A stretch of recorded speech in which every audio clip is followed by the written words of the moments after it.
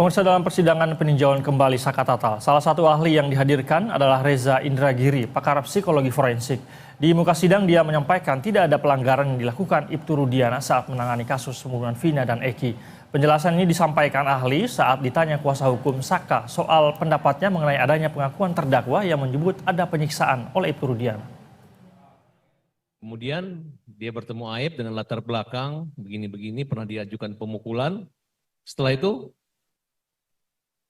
seperti yang dari awal saudara ahli menjelaskan, tidak mungkin orang yang sudah membunuh tiba-tiba 3 hari kemudian nongkrong lagi berkumpul di tempat yang sama.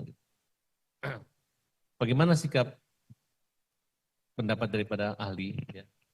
Melihat dibiarkannya seorang ayah yang polisi dalam perkara ini dengan melakukan dari pengakuan seluruh saksi penyiksaan, kekerasan, dengan upaya-upaya langkah kami untuk melakukan penyewaan kembali untuk menganulir kembali hukuman tersebut.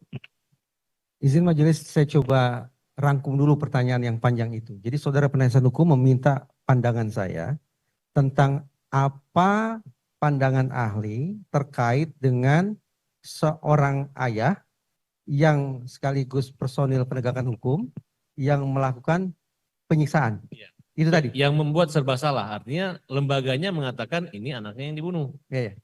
Nah, sedangkan pada saat pemeriksaan di Propam sana hasilnya dia dianggap tidak ada dalam surat penyidikan, tidak ada dalam surat perintahan, tapi dia melakukan. Kenapa? Gampang dibaca. Pelapornya adalah Rudiana. Kemudian Rudiana yang mengaku menangkap, Rudiana yang mengaku mendatangi gitu. Jadi artinya dengan dibebaskannya satu pelaku berarti Rudiana telah melakukan satu laporan palsu dalam hal ini. Mohon pendapat dan ketajaban analisa dari ahli. Ada 3 kata kunci yang saya dapat majelis dari saudara penasihat hukum. Pertama, penyampaian laporan palsu. Yang kedua, seorang ayah yang sekaligus merangkap sebagai otoritas personil penegakan hukum. Dan yang ketiga, melakukan penyiksaan. Izin majelis, ini sekaligus permintaan maaf saya kepada Ibtu Rudiana. Saya harus secara rendah hati mengakui bahwa saya telah salah dalam menilai Ibtu Rudiana. Sebelumnya, saya